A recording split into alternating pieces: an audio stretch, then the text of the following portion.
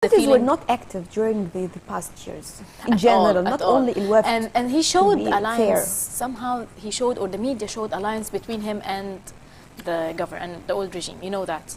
So to that, I don't think people believe them as before, they don't trust them as before. I don't think that a candidate from the West party can compete with Amr Moussa or Baradei. Whatever who he is, yani, from the West, I don't well, think it all has to do with his electoral program.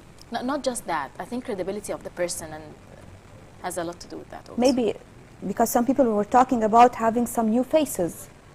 Do you think new faces will be appropriate now for Egypt as presidents, for example? No, I don't think people will go for that. So you prefer someone that you trust and you know them a long time ago, a well-known figure, I mean. Yeah. But that doesn't mean that it has to be well known, like.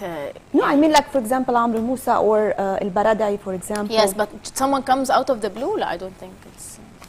So, moving on to El Wafd newspaper.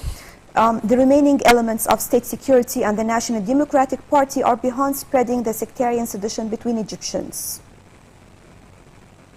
Yeah. Again. Yes, this is the counter-revolution thing, you know, everyone saying that it is the old regime. Some people, yesterday, Ibrahim Isa said that it is Israel.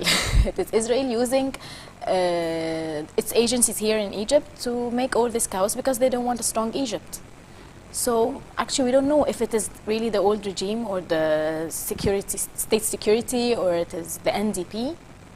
Actually, we are not sure. You know, I don't care who is responsible for this, as long as I know that there is a person who's trying to do this. Yes. Yeah, so let's ignore this side and stop thinking of who committed what and how to punish that person and this person, and to concentrate what is important, to set priorities, which is the most important thing. Being aware is most important now, being aware.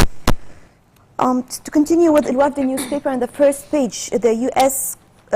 President calls for tracing those who were responsible for sectarian violence in Egypt.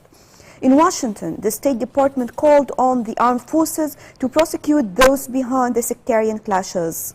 And spokesman Mark Toner said U.S. officials were concerned about attacks on Coptic Christians and obviously condemned the violence.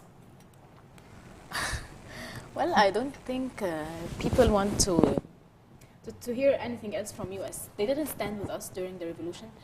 Their stand was very weak and was very changing, and they were scared to intervene, for example. Yeah, so people now don't believe that they have any human rights issues really.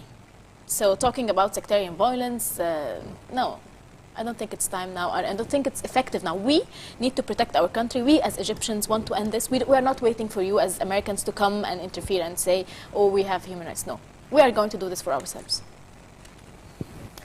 Moving on to Sudan. Sudanese President Omar al-Bashir warns of a Zionist plan to divide Egypt and Sudan to 8 separate states. Al-Bashir says that the unity of the Nile Valley is the major request of the Sudanese people after the success of the January 25th revolution. Yeah. Sudan Foreign Minister says Halayib is a joint cooperation zone and will not be a dispute zone between the two countries. Okay. I think he agrees with the Zionist plan. So I think maybe the Zionist plan is really happening. And our relation with Sudan, I think it's very important. We have to work on the water issue. So maybe it's right.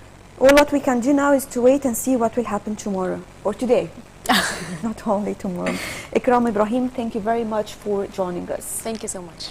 And right now, let's have a closer look on our daily sport.